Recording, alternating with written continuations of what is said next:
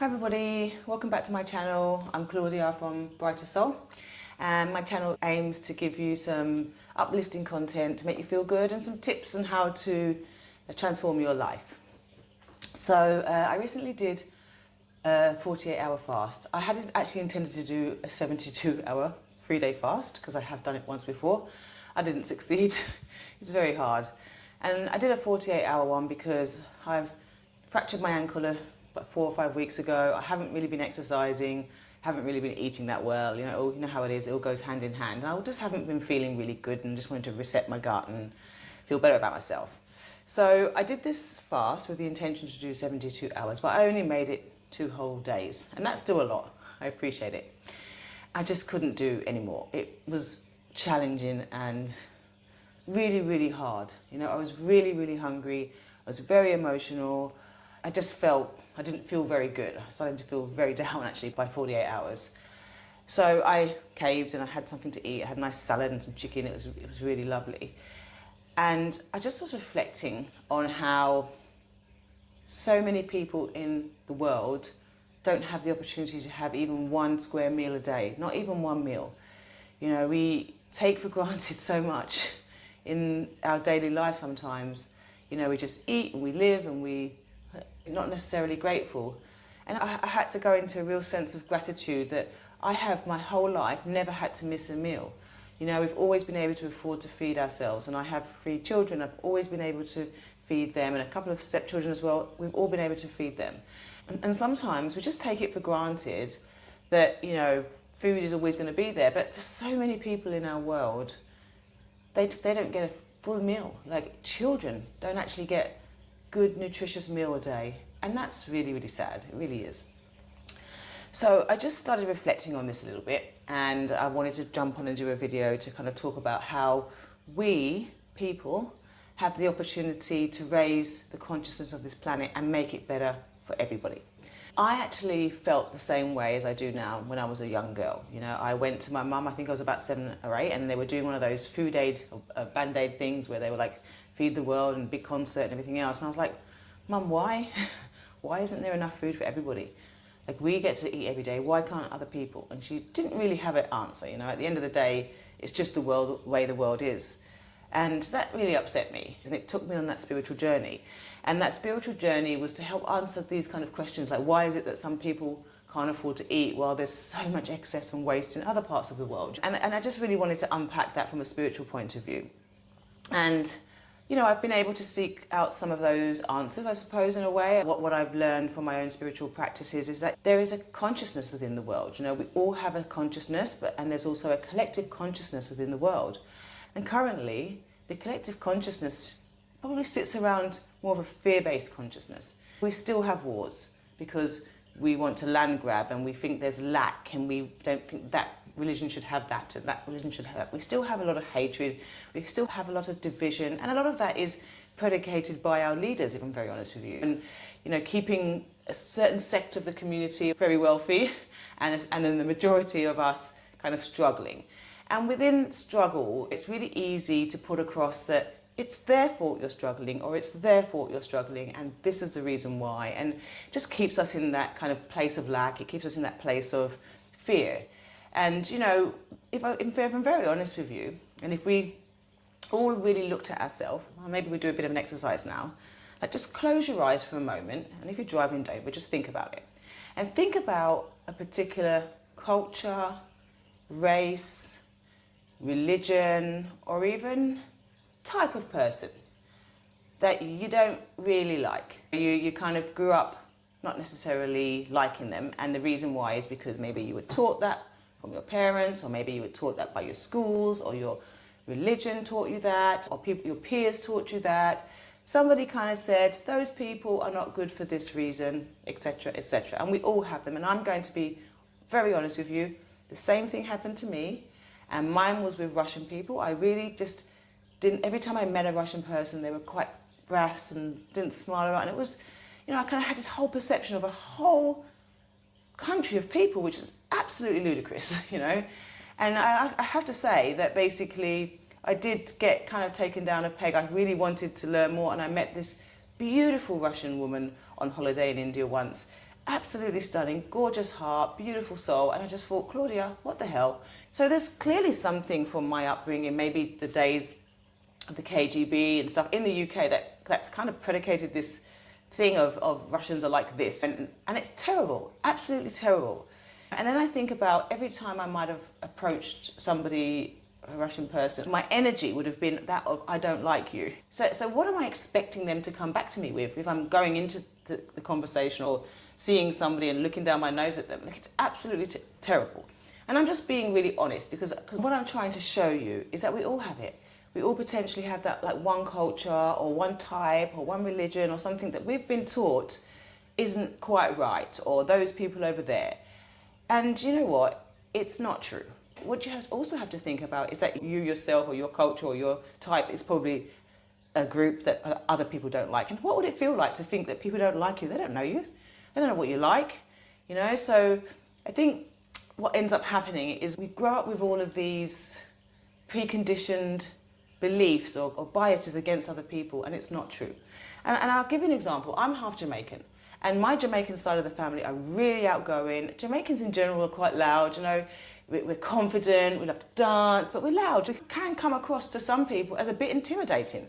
But God, they're beautiful people, you know. And I just feel like as if there you go again, like we're probably judged a bit based on our outward expression.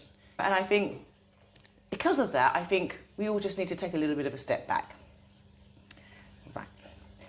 So, what can we do? What can we do now to change the consciousness of this world? If the consciousness sits at judgment, hatred, division, what can we do to change the consciousness of this planet? Well, we do have the power, actually. Each individual one of us has the power to change the consciousness of the planet by changing ourselves. We don't have any charge over anybody else. We can't tell somebody else how to act. We can't tell them how they must turn up. But we can definitely change ourselves and how we turn up and how we show up in the world. Look, the more of us that wants change, happiness and success for other people around us, the more we're going to get that back. And all we really need to do to start off with is just to start to tolerate the people in the group or the sect that you don't normally like for whatever reason or you've been brought up to think, and start to tolerate them a bit. You know, you start with tolerating, and then we can start accepting that they're different, you know. We don't really know them, but we're just making an assumption about this group of people. And then we can eventually start to like them and get to know them, and eventually we will get to love each and every one of us. We can't go around this world walking with fear, hatred and judgment. It just sends out such negative vibes, you know.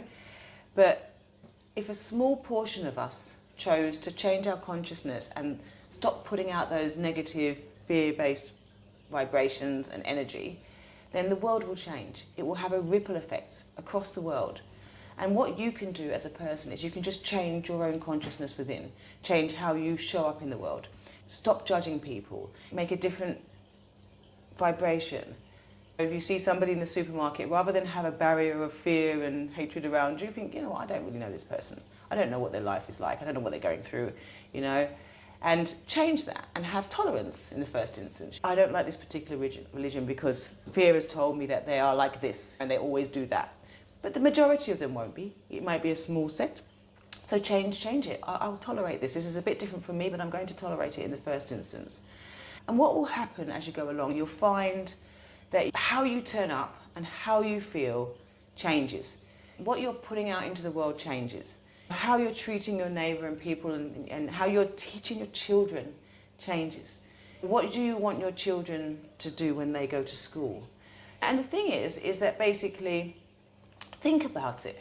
If the world was more equal, we had more equity, and people had food on their table every day and lived in a nice place and were educated and everybody had an equal footing to be able to make something of their life, think of the crime rate.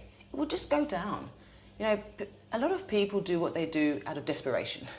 So what would the world be like if there wasn't hunger and there wasn't war? And what would the world be like if there wasn't fear and anger and bias and judgment? Mostly people just could eat every day and had a roof over their head and could educate their children. It would be a different place. It would be a completely different place. It's the lack, that makes people do things. It's the lack of money or the lack of respect or the lack of love. It's a lack of love, basically. But we are responsible for what we hold in our space and our energy and what we put out into the world. So if we're putting out hatred and judgment against people, even if it's just based on our own fear, then we're responsible for that.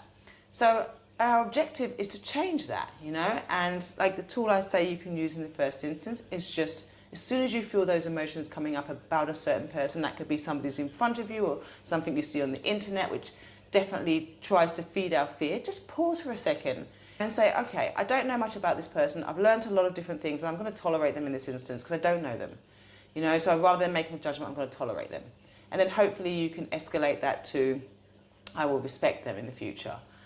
And there's also many great tools you can use to change your own consciousness and to work on yourself. And I definitely strongly recommend meditation. I have had a very strong meditative practice for years, and I really feel at peace now. I choose not to judge based on my biases. I choose not to judge Russian people based on my biases. And we should never judge people by their leaders, because the leaders don't normally talk for the most of the country. I know that there's a democratic system to vote people in, however, it's not always that fair. So just think about the world as people, as other parts of you. We're all a big collective, and putting positive, good feeling vibes out into the world will definitely create a better world. There are lots of different programs that you can use. I really like Mind Valley. They're a great program. They've got lots of great meditations. I used to do a course called Mastering Alchemy, which has been a 4-year course and has absolutely transformed my life. Dr. Joe Dispenza has some great meditations, some great books out there. And there's a lot of free meditations on the internet as well. I actually have 2 free meditations on my channel as well, so please feel free to find those 2 meditations. They will help. They're quite short meditations. Have a daily meditative practice. Meditation rewires your brain. It takes you out of your mind and into your heart. You start coming from a place of heart rather than logic and do it this way and this is what they say and listening to people. So I definitely recommend that. I've also got a new online course coming out, and it's a course to help you transform and overcome your triggers and find a little bit more peace in your life and build better relationships.